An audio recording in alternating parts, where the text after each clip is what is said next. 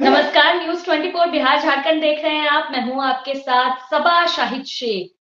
Hajipur seat को लेकर चाचा पशुपति पारस और भतीजा चिराग पासवान के बीच की जंग थमने का नाम नहीं ले रही। दरअसल पशुपति पारस का कहना है कि हाजीपुर सीट उनके भाई की सीट रही है, तो वहां से वो चुनाव लड़ेंगे। तो वहीं चिराग पासवान का कहना है कि हाजीपुर सीट उनके पिता की सीट रही है, तो हाजीपुर सीट से वो चुनाव लड़ेंगे।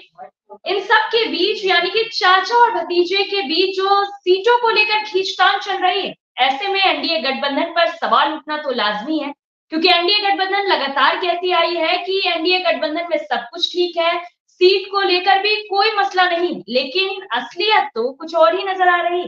तो चलिए आज इन्हीं सब बातों पर विस्तार से चर्चा करें। चर्चा के लिए हमारे साथ तमाम गेस्ट जुड़ रहे हैं।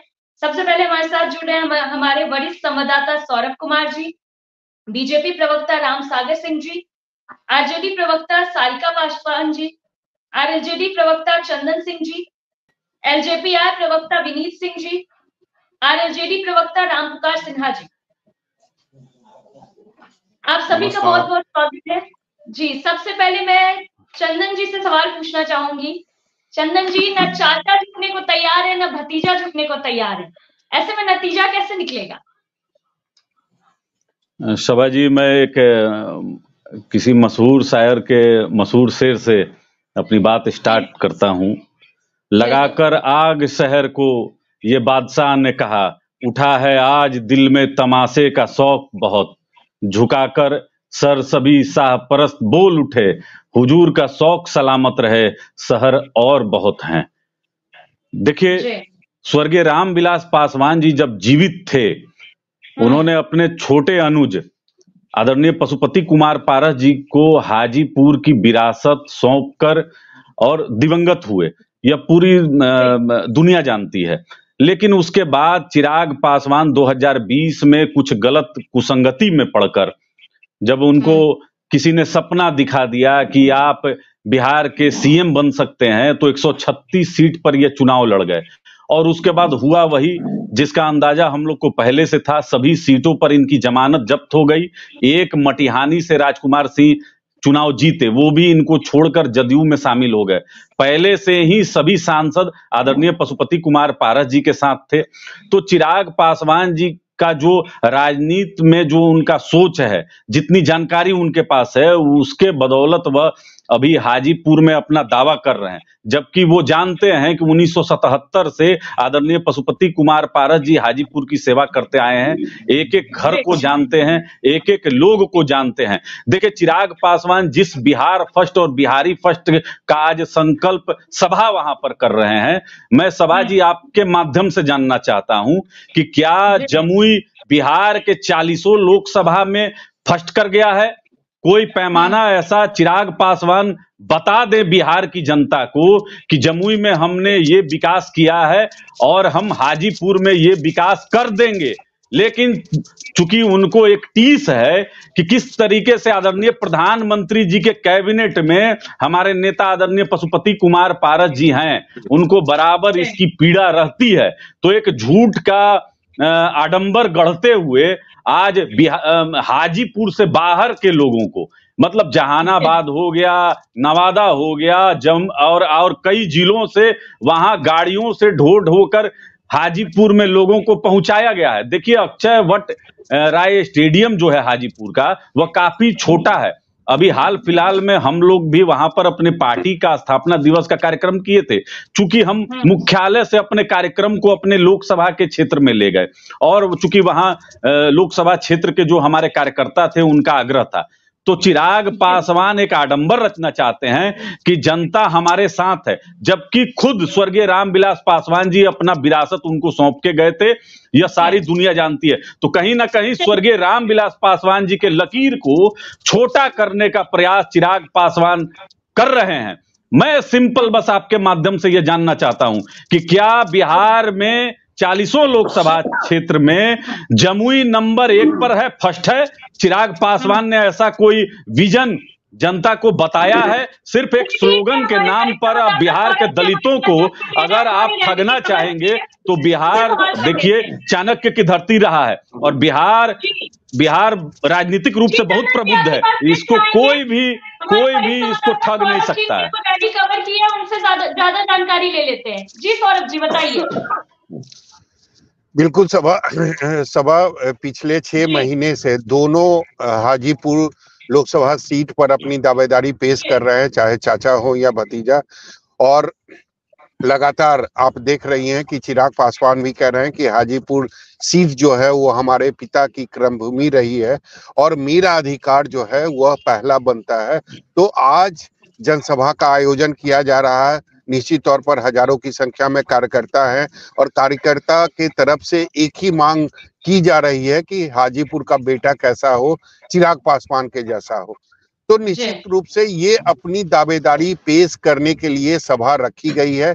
सभा का नाम दिया गया है संकल्प महासभा, बिहारी फर्स्ट, बिहार फर्स्ट। तो निश्चित रूप से अब मैं पहले भी कहता आ रहा हूं कि फैसला जो है वो बीजेपी को करना है, क्योंकि ना चिराग पासवान फैसला करेंगे ना पशुपति पारस फैसला करेंगे कि कौन हाजीपुर लोकसभा सीट का अगला उम्मीदवार होगा। फैसला बीजेपी को करना है। अब ये देखना दिलचस्प होगा कि बीजेपी फैसला क्या करती है, क्योंकि रिंग मास्टर की भूमिका में यहाँ पर बीजेपी है।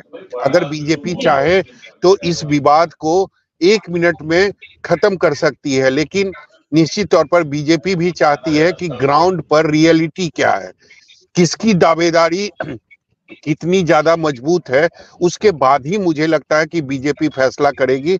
आज जो संकल्प महासभा रखी गई है, भीड़ अच्छी खासी चिराग पासवान ने जुटाई है और मैं बार बार कह रहा हूं कि बिहार जो भीड़ है उसकी एक ही आवाज है कि हाजीपुर का बेटा कैसा हो, चिराग पासवान के जैसा हो। जी बिल्कुल।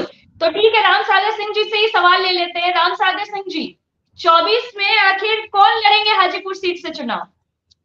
पशुपति पारस लड़ेंगे या फिर चिराग पासवान?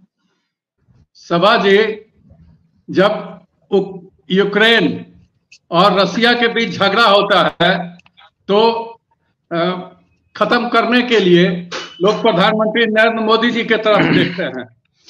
फिलिस्तीन और इजराइल के बीच झगड़ा होता है तो वहां के लोग भी, दोनों देश के लोग झगड़ा समाप्ति के लिए प्रधानमंत्री मोदी जी के तरफ देखते हैं। पूरे विश्व की जनता में 76% आबादी प्रधानमंत्री मोदी जी के तरफ देखती है और उनको पसंद करती है। तो जब ऐसे विराट व्यक्तित्व वाले इस एनडीए गठबंधन का नेतृत्व कर रहे हैं तो ये झगड़ा कोई झगड़ा ही नहीं रहेगा। जब भी मोदी जी के साथ बैठेंगे ये समाप्ति की ओर होगा। जी चलिए ठीक है, राम पुकार सिन्हा जी से सवाल ले लेते हैं। राम पुकार सिन्हा जी, अगर चिराग पासवान हाजीपुर से लड़ेंगे चुनाव तो फिर पशुपति पारस का क्या होगा? देखिए सभा साहिब जी, हम लोग एनडीए गठबंधन में हैं और एनडीए गठबंधन की सबसे बड़ी पार्टी है भारतीय जनता पार्टी। और भारतीय जनता पार्टी बिहार की 40 लोकसभा सीटों पर अपने सहयोगी दलों को अच्छा से सेटअप करेगी, इसमें कहीं कोई दो मत नहीं है। मैं आप तमाम लोगों को बतला देना चाहता हूं कि हाजीपुर सीट के लिए जो भी लोक जनशक्ति पार्टी की जो 6 सीट रही है उसके लिए कोई दिक्कत नहीं है। एनडीए गठबंधन में सब कुछ ऑल इज वेल है।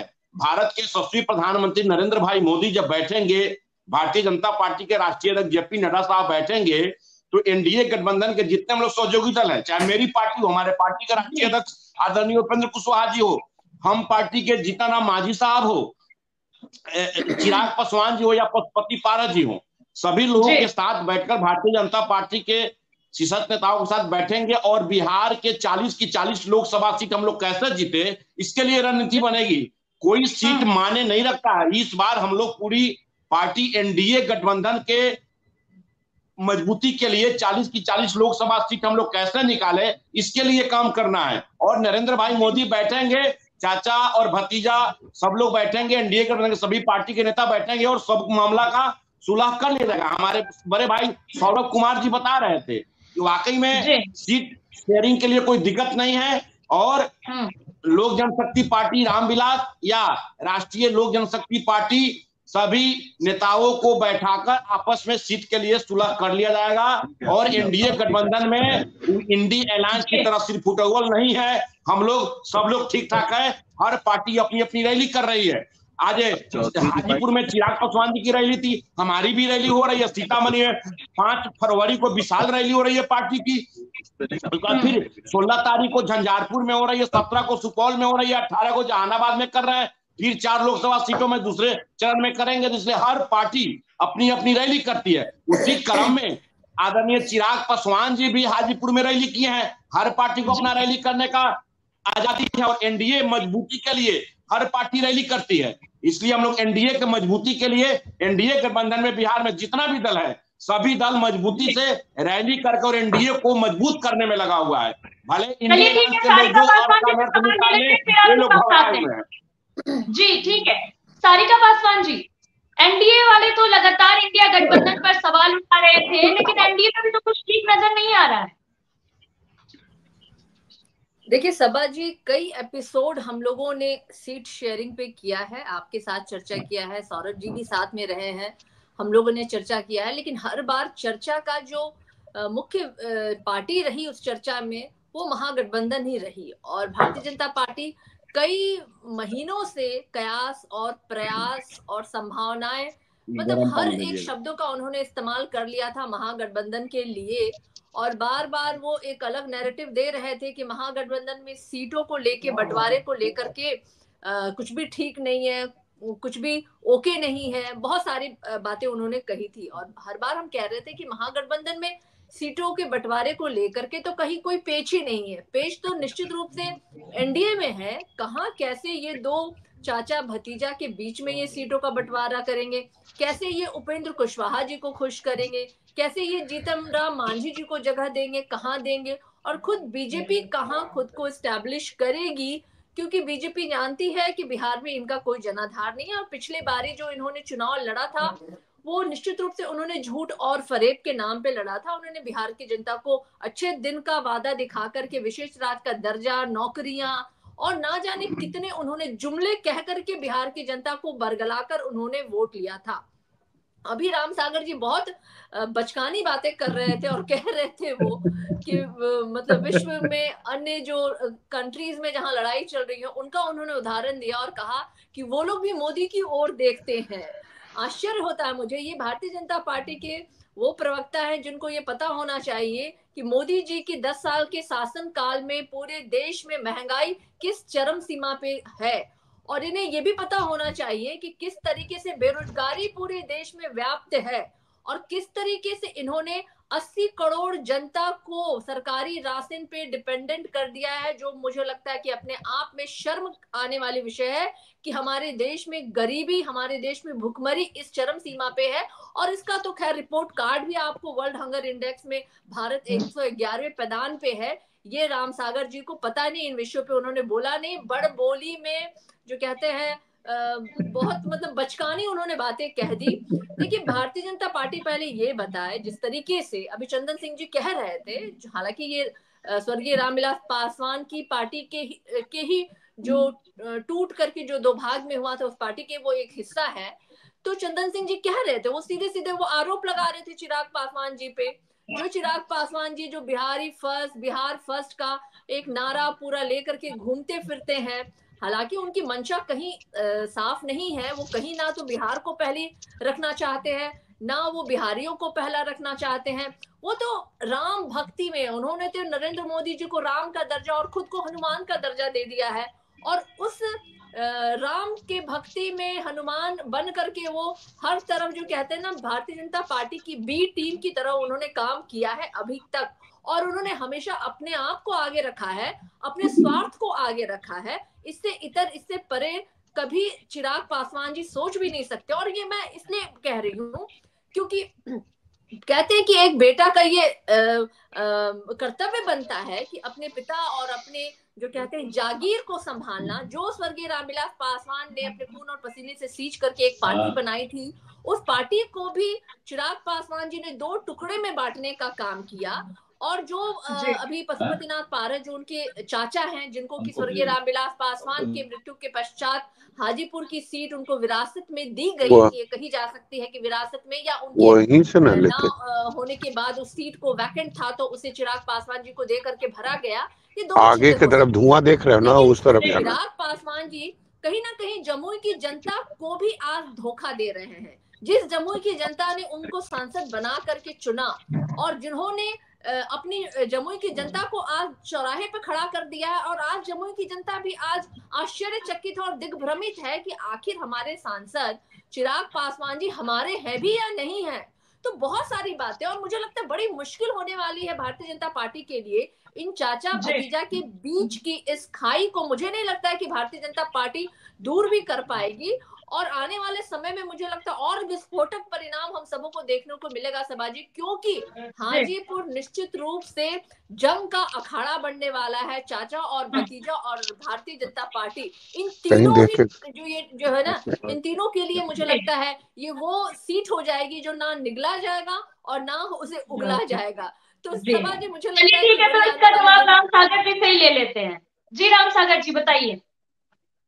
सभा जी, बहुत बड़ी बड़ी बातें हैं हमारी बहन सारिका पासवान जी ने कही और विद्वता का परिचय दे रही थी। अरे ये नम्मी पास तेजस्वी यादव के टीम की मेंबर है, कितना ज्ञान कितना होगा। जहां तक महंगाई का बात है तो महंगाई निम्न स्तर पर है, और ये महंगाई की बात कर रहे हैं। क्या महंगाई रहते हुए, बेरोजगारी रहते हुए बार बार भारत की जनता ने क्यों चुनने का काम किया? नरेंद्र मोदी जी को क्यों भाजपा को चुनने का काम कर रही है? ये कभी आप लोगों ने सोचा? आपका नेता, आपका गठबंधन और आपका नेता जेल और बेल से बचने के लिए राजनीति कर रहे हैं, चुनाव लड़ रहे हैं, और हमारा गठबंधन देश की रक्षा के लिए, देश को आगे बढ़ाने के लिए, बिहार के विकास के लिए हमारा गठबंधन बना है। और आपका जो गठबंधन है इंडिया अलायंस, वो जेल और बेल से बचने के लिए इंडिया अलायंस बना है कि जेल से कैसे हम बचें, अपने आप को कैसे बचाएं, अपने परिवार को कैसे बचाएं, और अपने परिवार को कहां से आगे बढ़ाएं। इसके लिए आपका गठबंधन बना है, और हमारा गठबंधन जो बना है। राम सागर जी जो मुद्दा है हम लोग उसी पर बात करें, उसी पर चर्चा करें तो वो ज्यादा अच्छा होगा। मैं ये कह रहा हूँ कि देखिए, कि गरीबी रेखा से, सर मेरा सवाल सिंपल ये है कि इसके बाद ही कितने करोड़ लोगों को गरीबी रेखा से ऊपर कर दिया गया। मैं समझ गया, कितने लोगों को आवास मिला, कितने लोगों के घर में बिजली पहुंचा, कितने लोगों के घर में शुद्ध पानी मिला, आयुष्मान कार्ड कितने लोगों को मिला। कर लेते हैं पहले जी। राम सागर जी आपसे मेरा ये सवाल है कि अगर आप चाहें, बीजेपी चाहे तो इस समस्या का समाधान 1 मिनट में कर सकती है। तो आप लोग जानबूझकर दोनों के बीच जो लड़ाई हो रही है उसका मजा क्यों ले रहे हैं? क्यों नहीं खत्म कर देते हैं? क्यों नहीं ऐलान कर देते हैं? क्यों नहीं दावा कर देते हैं कि हाजीपुर लोकसभा सीट का अगला उम्मीदवार कौन होगा, किस पार्टी का होगा? परेशानी क्या है? सौरभ जी, हमारी पार्टी और हमारा गठबंधन ये देश के लिए, ये बिहार के विकास के लिए ये गठबंधन बना है, न कि अपने पार्टी के लिए और अपने लिए ये गठबंधन बना है। जितनी भी पार्टियां हमारे एनडीए गठबंधन में है वो देश के लिए काम करने वाले, देश के विकास के लिए काम करने वाले लोग हैं। इसलिए जब भी समय आएगा तो बैठ करके चुटकी बजाते एक दिन में फैसला हो जाएगा। ये सारे लोगों को पता है, आपको भी सौरभ जी पता है, आप भी जानते हैं कि जिस दिन वो बैठक होगा उस दिन हो जाएगा। चूंकि पीछे का भी ट्रैक रिकॉर्ड देखे होंगे एनडीए का कि हम लोगों में कभी तू मैं नहीं हुआ। ये कांग्रेस और इंडिया अलायंस नहीं है कि सोनिया जी कह दी कि ये संयोजक बनेंगे और राहुल गांधी खड़ा होकर के कह दिए कि बात करना होगा ममता बनर्जी से। ये इंडिया अलायंस का नहीं है अलायंस, ये एनडीए का अलायंस है। इसलिए एक दिन लोग बैठेंगे और सारे चीजों को सॉल्व करके, चूंकि 14 से भी देखे होंगे या और पीछे भी देखे होंगे कि हमारा जब भी गठबंधन हुआ है तो एक दिन बैठक होती है और उसमें सारी चीजों को समस्या जो रहती है वो समस्या का समाधान करके चुटकी बजाते लोग अनाउंसमेंट के लिए आप लोगों के सामने आ जाते हैं, और वही होना है। रामसागर जी, वही तो हाजीपुर की जनता चाह रही है कि आप लोग 1 मिनट में चुटकी बजाइए और समस्या का समाधान कर दीजिए। परेशानी क्या है? नहीं, समय आने दीजिए, सबको समय पर भी शोभा देता है, समय पर ही शोभा देता है। हम सारे गठबंधन के लोग 40 सीट पर तैयारी कर रहे हैं। रामसागर जी, हम सारे लोग पारस जी की भी पार्टी, चिराग जी की भी पार्टी, मेरी भी पार्टी, रामसागर जी ये शोभा दे रहा है कि एनडीए के अंदर 40 सीट पर तैयारी कर रही है। रामसागर जी ये शोभा दे रहा है कि एनडीए के 2 सहयोगी पार्टी एक दूसरे से लड़ रहे हैं, दोनों एक ही सीट पर दावा कर रहे हैं। क्या ये शोभा दे रहा है? नहीं, दावा के बल आप उसी सीट का क्यों बात कर रहे हैं? और जगह भी दावा करने वाले लोग होंगे। लड़ाई जिस सीट के लिए होगी रामसागर जी, हम बात तो उसी की करेंगे ना। पिछले 6 महीने से चाचा और भतीजा के बीच लड़ाई हो रही है और मजा आप लोग ले रहे हैं। ये लड़ाई नहीं होगी सौरभ जी, ये अभी लग रहा है, ये लड़ाई का स्वरूप नहीं धारण करेगा। लड़ाई होने से पहले ही वो समाप्त हो जाएगा। मैं पूरे विश्वास के साथ कह रहा हूं, आपके चैनल के माध्यम से बिहार की जनता को भी और भारत की जनता को भी बताना चाहता हूं कि किसी सीट पर एनडीए में झगड़ा नहीं होगा, झगड़ा नहीं होगा, झगड़ा नहीं होगा। चलिए सारिका जी, हो क्या रहा है एनडीए? सारिका जी, एनडीए का तो कहना है जी, सारिका जी, एनडीए का तो कहना है कि झगड़ा नहीं होगा किसी भी सीट को लेकर, लेकिन ऐसा मुझे तो नहीं लगता जी। देखिए सभा जी, सौरभ जी पूछ रहे थे कि आखिर हो क्या रहा है, तो मैं सौरभ जी के प्रश्नों का जवाब देना चाहूंगी और आपको भी बताना चाहूंगी कि असल में हो ये रहा है कि एक है यहाँ मदारी और एक है यहाँ जमूरा, और ये आज जो है ना ये खेल हो रहा है। एक जो है ना व्यक्ति जो है दूसरे व्यक्ति को अपनी उंगलियों पे नचा रहा है। और देखिए जनता बड़ी सयानी है। आज वो समाज, वो कम्युनिटी जिन्होंने स्वर्गीय रामविलास पासवान जी के साथ थे, आज वो कम्युनिटी, वो समाज के लोगों ने चिराग पासवान जी को निश्चित रूप से धत्ता दिखा दिया है। क्योंकि जिस तरीके से चिराग पासवान जी ने कई विगत वर्षों से, मैं तो कहूंगी 1 वर्ष हो गए, वो लगातार बिहार फर्स्ट, बिहारी फर्स्ट का नारा लेके देश की जनता में हनुमान बन के जो घूम रहे थे, और सिर्फ खुद को उन्होंने आगे किया है और अपने समाज को कहीं ना कहीं उन्होंने पीछे किया है।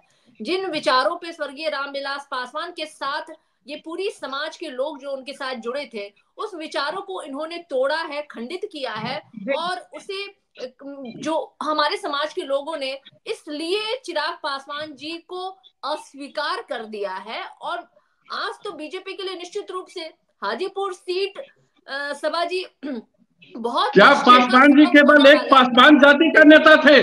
कहाँ आप बोल रही हैं सारिका जी? क्यों उस विराट व्यक्तित्व को छोटा करने का काम कर रही हैं? बोलिए सारिका जी।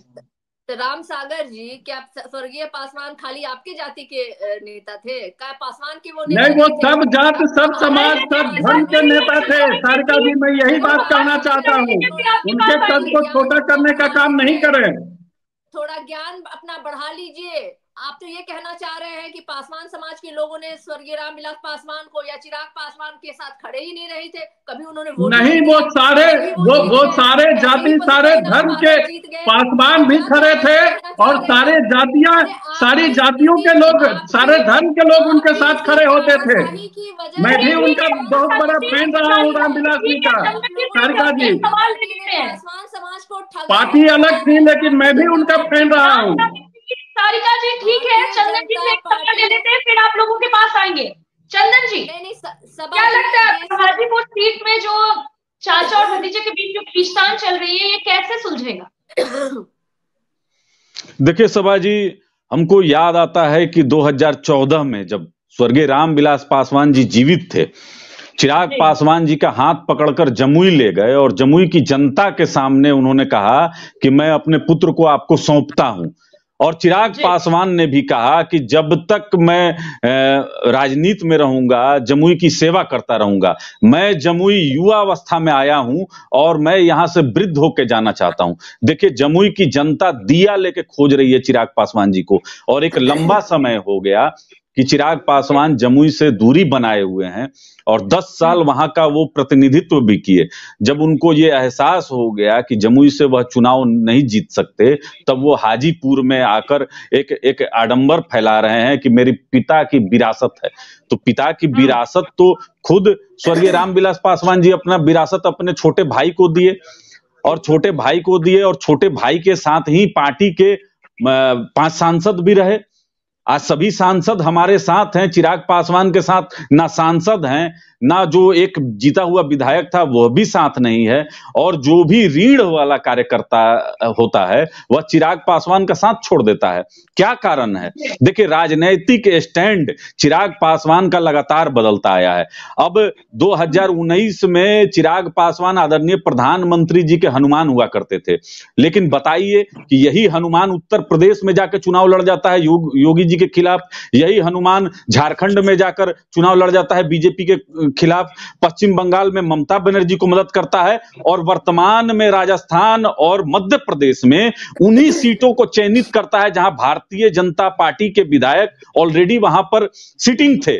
तो ये कैसा गठबंधन है, और चिराग पासवान का यह दोहरा जो चरित्र है। देखिए, आदरणीय लालू प्रसाद यादव जी के दरवाजे पर बिरयानी के लिए लार टपकाने वाले ये चिराग पासवान कभी भी एनडीए रूपी गठबंधन के लिए विश्वास पात्र नहीं है। हम 2014 से माननीय प्रधानमंत्री जी के हर एक नीतियों में अपना आस्था व्यक्त करते आए हैं, और सदन के अंदर में वो सीए हो, एनआरसी हो, ट्रिपल तलाक हो, धारा 370 हो, या किसी भी विषय पर हमारे सांसदों का वोटिंग हमारे एनडीए के पक्ष में, माननीय प्रधानमंत्री जी के पक्ष में होता है।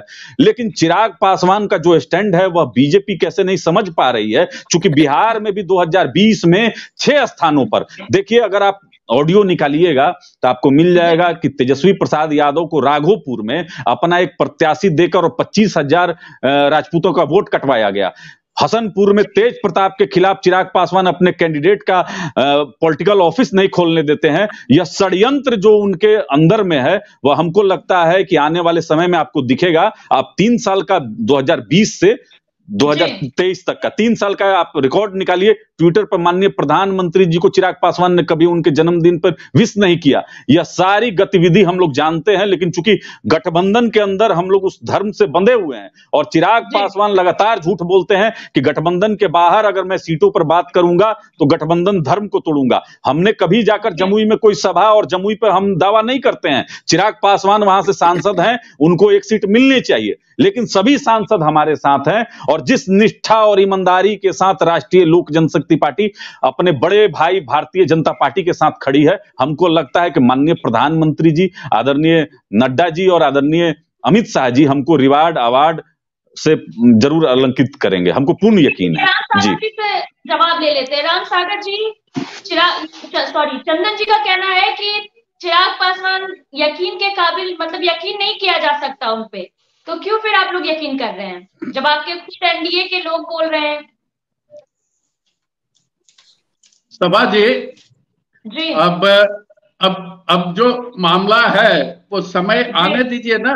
इन सारी बातों का कोई जगह नहीं बचेगा, ये सारी चीजें समाप्त हो जाएगी।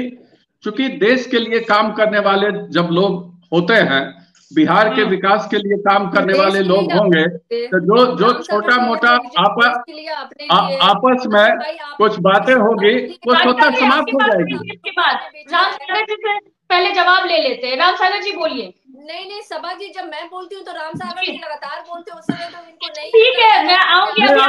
आप बोलिए ना सारिका जी, क्या पूछना चाह रही हैं, बोलिए। इनकी बात सारिका जी, सबको 1-1 मिनट का टाइम दूंगी चाहिए, क्योंकि ये जिस तरह की बकवास ठीक है सारिका जी सुन लीजिए प्लीज। सबको 1-1 अरे आप भी बोल लीजिए ना, कंप्लीट करने दीजिए। बोलिए सारिका जी, बोलिए राम सागर जी, बोलिए। हाँ राम सागर जी, मैं तो बोलूंगी, क्योंकि मेरे समय में तो आप लगातार बोलते रहते हैं, तो आपके समय में मैं नहीं बोलिए ना, कोई गलत बात बोले तो आप भी बोल दीजिए कि ये गलत बोल रहे हैं। भारतीय जनता पार्टी किसी और दल की ना सुनना चाहती है, ना उनको बोलने का मौका देना चाहती है। आपने हमेशा ही अपना एक निरंकुश, आपकी जो पार्टी की डिक्टेटरशिप की जो एक सोच रही है, वो सब आप प्रवक्ताओं में भी विद्यमान है। और इसलिए आप लोग जब किसी डिबेट में भी बैठते हैं तो आप अपने जो अदर पार्टीज के प्रवक्ता है उनको आप बोलने का मौका नहीं देना चाहते, और खास करके महिलाओं से तो आपको घोर आपत्ति होता है, क्योंकि आपने तो महिलाओं को हमेशा से ही दबा करके और आपने एक चलिए ठीक है सारिका जी, अपने स्थिति में सारिका जी, राम सागर जी रहते हैं, फिर आपकी बात आएगी प्लीज सारिका जी। कोई आपके साथ कोई महिला प्रवक्ता हो, चाहे वो किसी भी दल से हो, तो उनके समय में आप कृपया करके ना बोले और उन्हें भी बोलने का मौका दे। जी ठीक है सारिका जी, राम सागर जी समझ गए। राम सागर जी हो गया सारिका जी, आपके नेता लालू जी से बड़ा कोई सामंत होगा क्या? अकेले कुर्सी पर बैठते थे मंच पर, और सारे लोगों को नीचे बैठाने वाले सामंती लालू जी के पार्टी के आप है ना। जहां अभी मंत्रिमंडल में जगह देने की बात हुई तो आठ अपराधी पृष्ठभूमि के लोगों को मंत्रिमंडल में जगह दिलवाया आपके लालू जी ने। कहाँ महिलाओं को जगह दिया गया? और आप जिनके साथ अभी गलबहियां किए हुए हैं, नीतीश कुमार जी ने विधानसभा और विधान परिषद में जिस तरह का महिलाओं के संदर्भ में जो बयान दिया है, उसके साथ आप खड़ी है ना। अब क्या बात कर रही हैं? अरे सारिका जी, आप लोग अपना चेहरा आईने में देखिए, अपने पार्टी के नेता को जानिए, अपने नेता को परखिए, तब फिर बात कीजिए यहाँ। तो भारतीय जनता पार्टी के लोगों ठीक है सारिका जी, ठीक है आएंगे आपके पास। ठीक है सारिका जी, 1 मिनट में टाइम देंगे सबको। अरे सारिका जी, जमींदारों की पार्टी में आप है ना। लालू से बढ़ करके जमींदार अभी कोई है क्या? कोई सामंती लालू से बढ़ के कोई सामंती है क्या अभी हिंदुस्तान में? कोई उनसे बढ़ करके भ्रष्टाचारी है क्या? क्या लगता है आपको? दोनों के बीच अरे भ्रष्टाचारियों का अब तो सजा याफ्ता है, सजा याफ्ता को आपने नेशनल प्रेसिडेंट बना करके रखा है, सिरमौर बना करके रखे हैं, और यहाँ बात कर रहे हैं वो लंबा चौड़ा। शाहिद जी, आप एंकरिंग को टाइट कीजिए। सभा शाहिद जी, इस तरह डिबेट नहीं होता है। सर आपकी टीम के शांत नहीं हो रहे, अब किस को बोलूं? मैं तो टाइट ही हूँ, मैं तो दोनों को बोल रही हूँ। अब आप एक बार में अगर दोनों को बोलेंगे, दोनों शांत नहीं हो रहे तो क्या किया जाए? ऐसा तो नहीं है कि मैंने टाइट अनुशासन, कोई भी डिबेट अनुशासन से होनी चाहिए। भी लोग को बोलिए थोड़ा कि शांत रहे, और सारिका जी आप भी शांत रहिए। बिल्कुल बोलिए सभा जी, बोला जाए। क्या प्रश्न आपने किया? मैंने पूछा कि आपको क्या लगता है, दोनों के बीच में जंग चल रही है, 24 में कौन चुनाव लड़ेगा? देखिए, हम लोगों के एनडीए गठबंधन में कोई जंग नहीं है। हर पार्टी, मैं पहले ही बोला था ना कि हर पार्टी अपनी अपनी ताकत दिखाती है, एनडीए की मजबूती करती है। एनडीए गठबंधन में चाहे जितने भी दल हैं, हम लोगों के साथ हर दल अपना अपना ताकत का एहसास कराकर एनडीए गठबंधन को मजबूती करेगा। मैंने सिर्फ फुटबॉल तो इंडिया अलायंस में हो रहा है ना। इंडिया अलायंस में एक दल है, घमासान चल ही रहा है ना। चाचा भी कह रहे हैं, पहले इंडिया अलायंस के लोग अपना घर तो देखे। आज जनता दल यू का 16 एमपी है, और वहां क्या बोल रहा है माले के लोग गए थे ना लालू जी से मिलने, क्या बोल रहे थे कि पुरानी पार्टी को हटाकर नए सिरे से, नया समय से हम लोग गठबंधन करेंगे। मतलब नीतीश कुमार जी की पार्टी को इंडिया अलायंस सभा समाप्त करने पर लग गई है। ये तो देख लीजिए ना, इंडिया अलायंस के लोग के गठबंधन में इतना सिर्फ फुटअव्वल है कि लोगों को दिखाई पड़ रहा है। नीतीश जी ठुकरा देते हैं इंडिया अलायंस के संयोजक पद को। पहले अपने घर में तो इंडिया अलायंस के लोग देखे, एनडीए गठबंधन में चाचा भतीजा के बीच सीट का मामला है। एनडीए गठबंधन के लोग पार्टी के सभी राष्ट्रीय अध्यक्ष बैठेंगे, मामला को सुलझ कर ले जाएंगे। इसमें कोई विवाद नहीं है। 6 सीट पर चुनाव लड़ना है तो 6 उनका एमपी है। एडजस्टमेंट होगा, कैसे क्या करना है वो तो भारतीय जनता पार्टी के राष्ट्रीय नेतृत्व बैठेगा, हमारे एनडीए अलायंस के सभी लोग बैठेंगे, करेंगे। लेकिन सबसे ज्यादा विवाद तो इंडिया अलायंस में है। इंडिया अलायंस में राष्ट्रीय जनता दल है, कांग्रेस है, जनता दल यू है, भारतीय कम्युनिस्ट पार्टी है, मार्क्सवादी कम्युनिस्ट पार्टी है, भाकपा माने हैं। पहले ये लोग आपस में पहले ये तो तय करें ना कि इन लोगों का क्या होगा। चलिए ठीक है, सारिका जी से जवाब ले लेते हैं। सारिका जी है, ठीक है, राम पुकार सिन्हा जी, सारिका जी बोलिए। ये कह रहे हैं कि आप ही लोग में सर मुटव्वल है, आप लोग का ये कुछ मामला नहीं सुलझ रहा है। एनडीए में तो सब बैठक होगी और बात हो जाएगी पक्की। नहीं सबा जी, इंडिया गठबंधन में जितनी भी दलें हैं, हम सब ने कहा है, सभी दलों ने ये कहा है कि हमारे यहाँ सीटों को बंटवारा लेकर के तो कोई दांव पेच किसी पार्टी के बीच में है ही नहीं है। और आपने देखा होगा सबा जी, इसके पहले हमने कई डिबेट्स किए हैं आपके साथ बैठ करके, इस विषय पे ही किया है हमने, क्योंकि ये सारे कयास जो है ना भारतीय जनता पार्टी के द्वारा लगाए गए कयास है। हमारे तो चौथी मीटिंग के बाद ही ये तय हो गया था कि जो पार्टियां जो अपने अपने राज्यों में मजबूत है वो उस हिसाब से वहां पे टिकट का बंटवारा होगा, सीटों का बंटवारा उस हिसाब से होगा। तो मुझे लगता है कि कोई यहाँ पे गड़बड़ का विषय नहीं है। और हम उस दिन से बोल भी रहे थे कि भारतीय जनता पार्टी जो आज लगातार हम पे इतने प्रश्न कर रही है, उनके अंदर खाने में इतनी गड़बड़ियां है, इतनी दलें हैं, जो मुझे लगता है कोई दल एक दूसरे के साथ सामंजस्य बिठाने के लिए तैयार ही नहीं है। यहाँ तो मैंने बताया कि चाचा और भतीजा जब एक दूसरे के साथ सामंजस्य बिठाने को नहीं तैयार है, और वो अपने आप में बहुत प्रॉब्लमेटिक होने वाली है आने वाले समय में, जिसकी शुरुआत आज से हो गई है। आज चिराग पासवान जी हाजीपुर में अपनी रैली कर रहे हैं और वहां पे वो शक्ति प्रदर्शन अपने चाचा को दिखला रहे हैं कि देखिए मेरा शक्ति प्रदर्शन। उधर जमुई की जनता जो है, निश्चित रूप से चंदन जी ने कहा कि दिया लेके ढूंढ रही है, क्योंकि चिराग जी ने जमुई की जनता को भी धोखा दिया है। और ये कहीं ना कहीं हाजीपुर की जनता समझ रही है कि वो चिराग जो जमुई के नहीं हुए वो हमारे कहाँ से होंगे, और वो चिराग जिन्होंने अपने पिता की विरासत नहीं संभाल पाए वो हमारी विरासत को कहां से संभालेंगे, हाजीपुर की विरासत को कहां से संभालें। ये तो मुझे लगता है कि चिराग जी के लिए मुश्किल बहुत होने वाली है। जमुई भी उनके हाथों से जाने वाला है, हाजीपुर भी उनके हाथों से जाने वाला है। कि कोई नेता, कोई राजनेता अगर अपने प्रजा या कहते अपने कॉन्स्टिट्यूएंसी की जनता का अगर वो ख्याल ना रखे, उनके भावनाओं के साथ अगर वो ना खड़े रहे, तो जनता जवाब देती है। और आने वाले समय में चिराग जी को जवाब मिलेगा जनता की तरफ से। और मुझे लगता है कि उनकी स्थिति ये हो जाएगी कि वो ना घर के रहने वाले हैं ना वो घाट के रहने वाले हैं, क्योंकि चिराग जी जो चिराग फर्स्ट और चिराग ही फर्स्ट का नारा एक्चुअली उनका असली नारा है, वो तो बाकी उन्होंने बरगलाने का काम किया है। और जो आज उन्होंने हाजीपुर में भीड़ इकट्ठा की है, वो भीड़ भी हाजीपुर की नहीं है। सबसे हास्यास्पद तो ये है कि वो भीड़ भी हाजीपुर की नहीं है। तो आप समझ सकते हैं कि चिराग जी के साथ कौन है, कौन खड़ा है, कौन नहीं है। और ये सारा का सारा आने वाले समय में सबा जी, मैं बोल रही हूँ कि बीजेपी के लिए ये मुश्किल होने वाली है। इनके लिए हाजीपुर सीट वो गले की हड्डी होगी, वो फांस होगा जो बीजेपी ना उगल पाएगी ना निगल पाएगी, और भी आगे उनको बहुत मुश्किल का सामना करना पड़ेगा। तो मुझे लगता है कि सबा जी आज के बाद से हम लगातार इसी विषय पर डिबेट करेंगे कि एनडीए आखिर अपने अंदर सीटों का बंटवारा कैसे करेगा, क्योंकि हो गया बहुत हो गया। चलिए ठीक है, तो राम सागर जी से इसका जवाब ले लेते हैं। आने वाले समय में हर डिबेट ये जो है ना एनडीए के गठबंधन पे ही होगी। ठीक है सारिका जी। राम सागर जी क्या कहना चाहेंगे?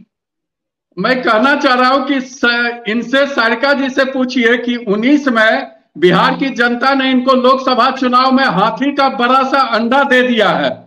तो अब सुनने वाले को, आप बेचारे इंडिया अलायंस वाले उस अंडे वाले को क्या कितना सीट देंगे?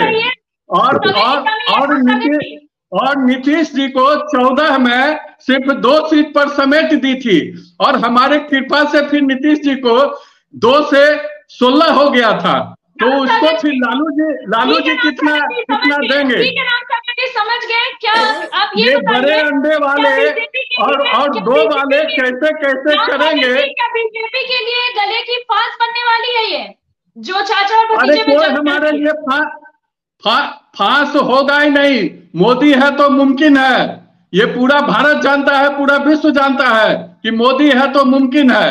मोदी जी बैठेंगे, हो जाएगा सारा चीज का समस्या का समाधान। जब बड़े बड़े समस्या का समाधान हो गया, अयोध्या राम मंदिर का समाधान हो गया, धारा 370 का समाधान हो गया, देश में गरीबी रेखा से करोड़ों लोगों को बाहर निकालने का समाधान हो गया है। ठीक है, समय की कमी है, आखिरी 30 सेकंड चंदन जी को देना चाहूंगी। चंदन जी बोलिए। क्यों नहीं हो पाया भाई? देखिए आज तीनों लोग, समझिए, बोलिए चंदन जी। देखिए सभा जी, आज तीनों लोक में हमारे नेता स्वर्गीय रामविलास पासवान जी जहां भी होंगे उनके हृदय को बहुत आघात पहुंच रहा होगा चिराग पासवान जी का यह कृत्य देख के, कि जिस हाजीपुर को वो अपने छोटे भाई आदरणीय पशुपति कुमार पारस जी को सौंप के गए थे, आज उस हाजीपुर को चिराग पासवान जी पूरे देश भर में विवादित बना रहे हैं। कहीं कोई यहाँ प्रश्न नहीं है। हर एक सांसद अपने संसदीय क्षेत्र में काम करेगा और वहां जनता का अच्छा सा काम करके माननीय प्रधानमंत्री जी के नेतृत्व में चुनाव होगा और 39 सीट की जगह 40 सीट जीतने का प्रयास होगा। लेकिन जानबूझकर एक एनडीए के सांसद को परेशान करने का काम चिराग पासवान 2020 में बाहर जाकर और फिर अंदर आए हैं। यह आत्मावलोकन का समय है। भारतीय जनता पार्टी जरूर इस पर विचार करेगी और रामसागर जी ने ठीक कहा कि जब भारतीय जनता पार्टी और हमारे नेता जब बैठेंगे तो ये समस्या का समाधान निश्चित रूप से हो जाएगा और भारतीय जनता पार्टी जरूर सोचेगी कि जो पार्टी निष्ठा के साथ उनके साथ खड़ी रही है उसके साथ कोई उस तरीके का काम ना हो कि लोग कहें कि भाई भारतीय जनता पार्टी पर विश्वास रखिए। सबका साथ सबका विकास बिल्कुल होगा इस गठबंधन में। जी ठीक है चंदन जी, बहुत बहुत शुक्रिया आप सभी का हमारे साथ जुड़ने के लिए।